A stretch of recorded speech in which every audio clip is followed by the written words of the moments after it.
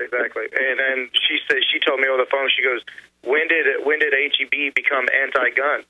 I said, as soon as you sent somebody to a meeting that crumbled under the pressure from the APD and the ATF, and then had us kick out because of it. Well, it's the ATF. It's the ATF and the police are the real culprits. And I'm not even making HEB because they're not the villain here. They're just the wimps.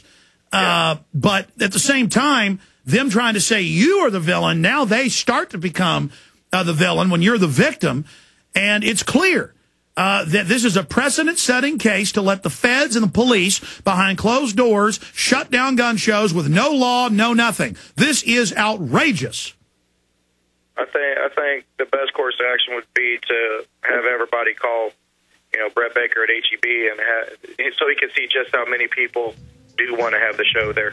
Here's the number. 800-432-3113. 800-432-3113. 800-432-3113. And you can also go to heb.com, email them there, and let them know that for the next few months, if they don't reinstate this in the Second Amendment and freedom and the right to contract, and if they give in to illegal, unlawful racketeering by the feds, that you're not going to buy food there. Let them know. We'll be right back. Folks, this is thugism. This is illegal. This is fraud. And it's time to let the government, the BATFE, the alcohol, tobacco, and firearms people, know they're not our kings. And, of course, they're trying to make the gun show they destroyed and shut down illegally the bad guy when they're the victim. Now, the good news here is, Darwin Boedecker, is that you got called from the local ABC News affiliate, and who knows what their newscast will be. But what did they tell you when you talked to them? The lady's name was Noelle Newton. She was real nice, and she basically just wanted to hear my side of the story because, of course, they've heard a bunch of rumors, and I told her that, I'll just tell her the facts, and I basically went through and recapped exactly what happened. Now, in my experience, they don't know the law. Did you explain to her that there's no law here and they just did this? Exactly. I told her what they had me do was unlawful. But it was only under the pressure of me losing the show completely the day before we were supposed to start. Yeah, they threatened you with massive financial harm and harm to your reputation if you didn't. That's extortion. Exactly. And that's terrorism. That's an act of financial terrorism. What did she say? She said, well, basically, after the whole interview, she, appreciated me having the interview with her, and she says, well, it sounds like you didn't willingly go along with this. And I said, absolutely not.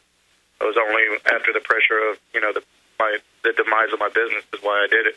And now the police can't say they're wrong under federal orders, and so they're just going to keep saying you're bad and probably stonewall and, watch out when you're in this town. But I know a lot of officers are upset by this, but the people running this, I want to hear Arte Saveda say this was wrong and come out against this. And we don't know if he's behind this yet, but I'm trying to find out right now.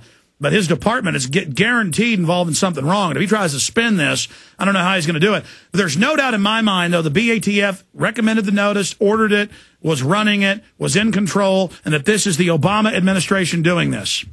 Alex, do you mind if I give you a scenario on what the ATF agent himself told me I could do real quick? Because it's sure. Not only is it disturbing, but I don't think it's lawful either.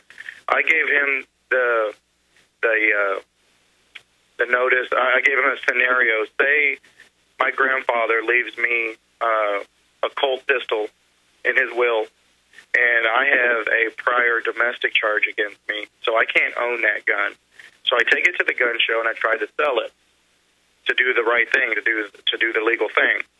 And now, by trying to follow their recommendations, say I have to take that gun and I have to take it to a dealer and have them put it in his books and do a background search on a person that wants to buy it at the show. Now, say that person doesn't pass the background check, and I want my gun back, the one my grandfather left me in a will. Now, by law, I have to do paperwork on the gun that was left to me in my will to get my own gun back. And I told him, now, what would happen since I had the previous charge against me? I'm not going to pass the background check. Then what happens to the gun? And the ATF officer himself looked straight at me and said, Darwin, well, one way around that is you could have the dealer do the background check on the person that wants to buy it before he logs it into his books. And I'm like, well, and I was totally stunned. I'm like, so basically what you want me to do is basically break a law just to appease your recommendation. And he goes, well, I'm not telling you you need to do that, but that would be one way to get around that scenario. Well, let me expand on this. That was the Sheriff Mack case and others. They regularly, when a woman files for divorce, or even a man now, they get a restraining order, and then they say you can't own a gun when there's a restraining order. They say yelling at your wife or husband now is violence. That's a misdemeanor. That's unconstitutional. The 68 Gun Control Act is for felonies. So that's more bull where the agencies just declared powers that weren't there. Do you understand that? Exactly. I mean, when he told me that was a scenario to try to follow his recommendations, I basically just had to turn around and I said thank you, and I walked off. When does KVUE say this is going to air? Tonight? They say they're going to go try to talk to the detectives. Well, they said they were going to interview with the police department shortly. She didn't tell me when it was going to air or not. So I don't know what time it's going to air, but she said that they were on their way down there. And did you explain to her that it was a fake arrest? It was a staged deal? Absolutely. That's what I told her in the interview. I go, it wasn't even a real arrest because they let the gentleman go 45 minutes later. Well, they got mad by you not letting them abuse you in secret and putting out the petition for the state attorney general. But see, now that they've just shut down the gun show, there's not the problem next month of them trying to force it again and the state coming in and blocking them. They can just shut down the gun show, kill our Second Amendment right to firearms and private sales, and then sit behind closed doors like Chicago Mafia and just rub their hands together. Yeah, I actually had an email from a VFW right out of Austin saying we could use their building, but it was just too small. But I appreciate people actually standing up and saying, you know, you can use our facility to do this. Well, the gun show's been there for close to 20 years that I know of. I've been going there for 16, 17. I don't know, since like 1992. So about 18 years. That's where everybody goes.